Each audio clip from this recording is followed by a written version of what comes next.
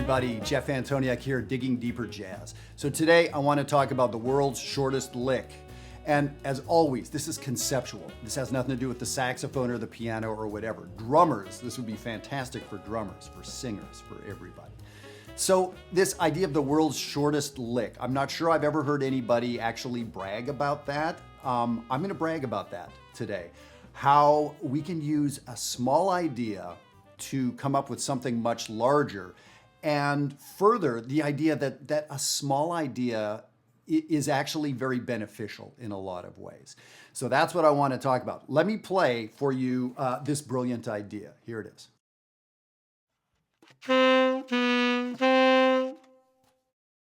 Thank you very much. That is it.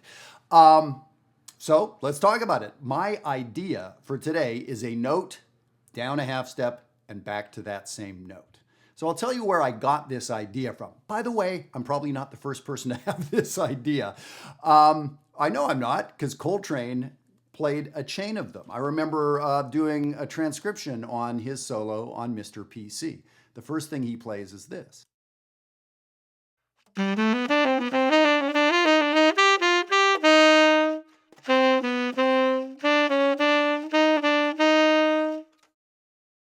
So he plays this idea of a note down a half step back to the note, even when the down a half step part doesn't fit into the chord. For instance, on a C minor 7, he'll play C, B natural, C. So he'll be playing notes that really don't belong. That was an eye-opener for me. So I learned that whole lick, I learned that whole solo, but I got really intrigued by this idea of lower neighbor tones. So that's what I want to talk about. That's the shortest lick in the world. On the sheet, we can see a couple ways that we can play out this very, very simple idea. And of course, we're going to talk about what do we do with this idea? How do we make this into something really cool, bigger than the sum of the parts? So if you look where it says C major 7, and you can see what I did is played this lower neighbor idea underneath each note in a triad. So in other words, I played the root, down a half step in the root. The third, down a half step to a wrong note, D sharp, back to the third. Same thing with the fifth. Sounds like this.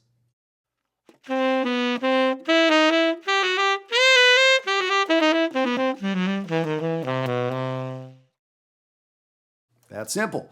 Mozart knew about this, by the way. We hear that plenty in classical music, hundreds of years before jazz. So if we look on the sheet, we can do something similar on on a C minor 7. I'm playing the key of D, C minor concert. Sounds like this.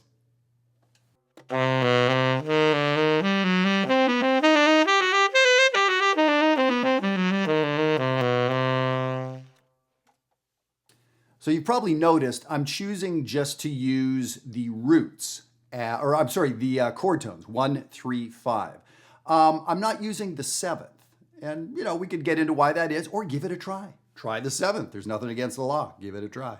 And you can see, I prefer to just kind of use the 1, 3, 5, even though it is a 7th chord. So now let's go on to the dominant chord and see if you can, notice something interesting about the dominant chord here.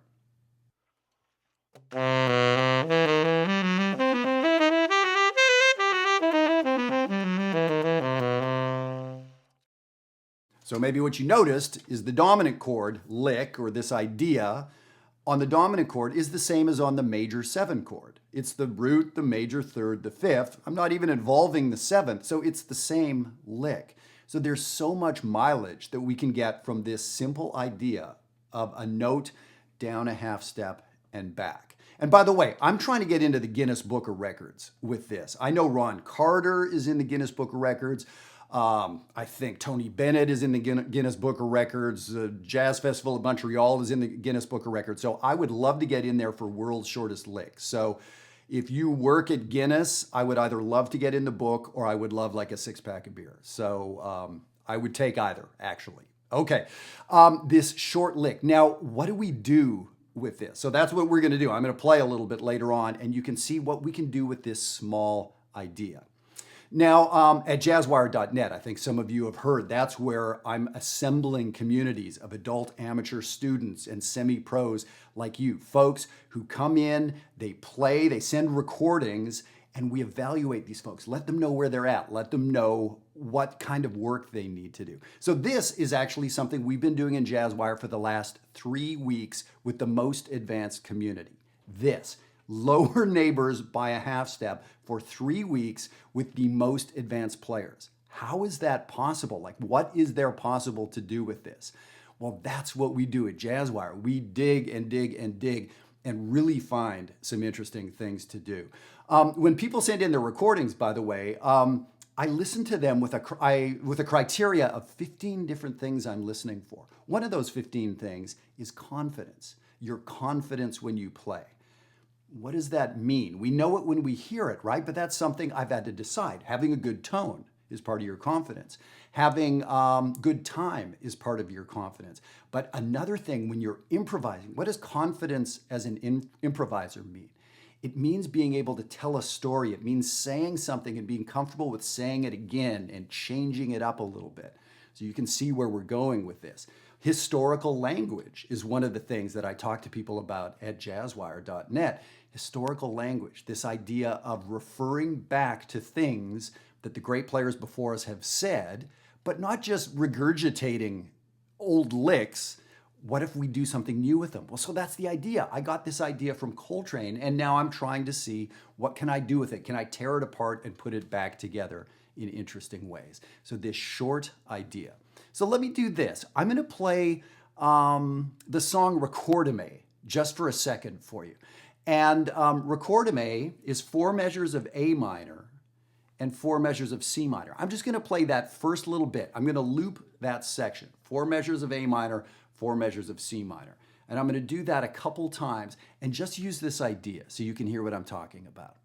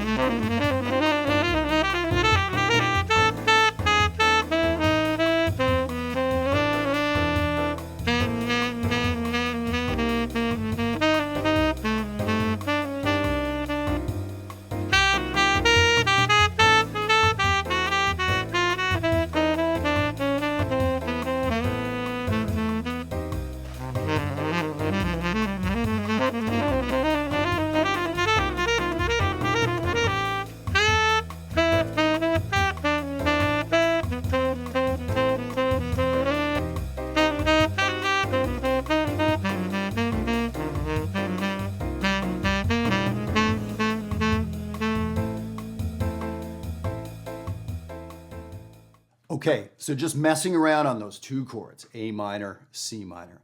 Now, I felt like I could have gone quite a bit longer with that idea and changing things rhythmically, changing shapes, ascending and descending and scales and thirds. And there's so much that I could do there.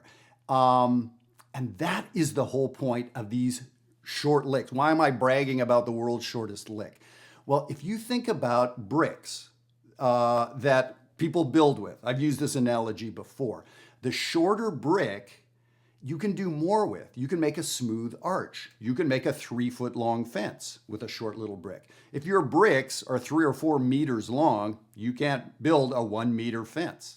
It's too big to carry around. It's too heavy. It's too, So that's why we want to use these short licks. So what I would suggest is mess around with this. It's so short. That little brick is so, there's nothing special about it. So that means the artist, the bricklayer, the mason can do something special with it. You can pile it up in a trillion different ways. So that's what I'm suggesting here. I love that you may be learning long bits of vocabulary, a big long 4-measure Sonny Rollins lick or Charlie Parker lick or whatever it is. But these little short licks, they're great connectors, right? They're like little prepositions in language. I can connect this idea with that. But you can really build a lot with these little ideas. So on the sheet, I have another thing just sort of to get you started here. And it's this idea of a scale in thirds. So if I just play C minor Dorian in thirds, we get this.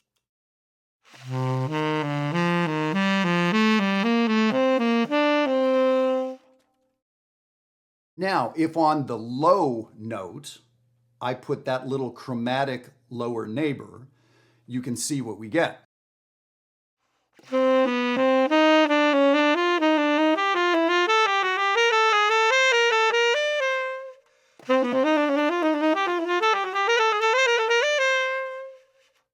So we can use scales or scales and thirds. We could use chord tones. There's so much that can be done with the world's smallest lick. And as I was saying, at Jazzwire, I have really high-level players. Now, I could have introduced this and moved on. This video could have been 2 minutes long. You get the idea, and let's just move on to the next thing. That's not how to get good. That is not how to get good. The way to get good is to take a simple idea and go and go and go. And when you start getting bored of it, go further. Now, I can't come and hunt you down, and I think there's an internet law against that or something, but I can't knock on your door and ask you how long you've been doing this. That's what's going on at Jazzwire, is we keep these conversations going. So, if you want that deeper experience, that's the place to go. Here, I'm just gonna have to trust that you think this is an interesting idea and that you practice it. I don't mean practice it for 5 minutes. I don't mean practice it for 2 days. I mean practice this thing for weeks across various songs that you're playing. A modal song like Recordame is great because we have 4 measures of one chord, 4 measures of another. But when the chords start flying through Recordame a little bit, there's some 2-5-1s.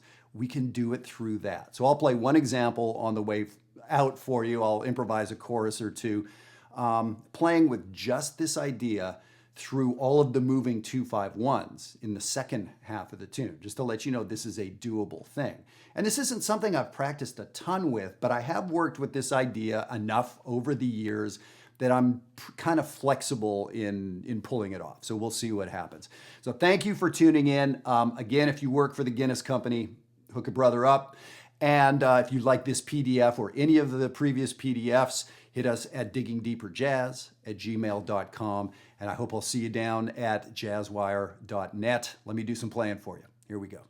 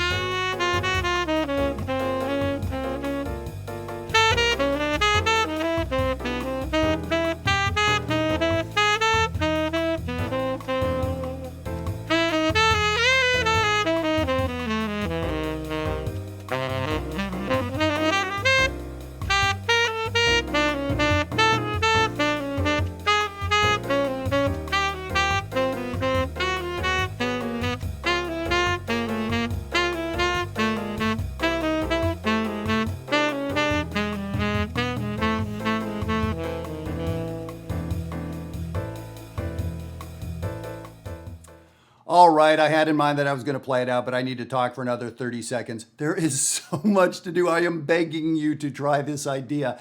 Again, I could have played choruses with that. And I was very limited. I could have put some things in between those ideas. I could have stretched it out. But the idea was to have 98% of what I play be that one idea. I played it slow. I played it fast. More technique, less technique. More melodic, less melodic. So I really, really hope you give this a try. I would love to hear from you. And, again, I can't say it strongly enough, is live with this thing for a while, many days, weeks, months. Take it through the repertoire that you play, and you're gonna find that there's a lot there for you. Have fun with it. Take care.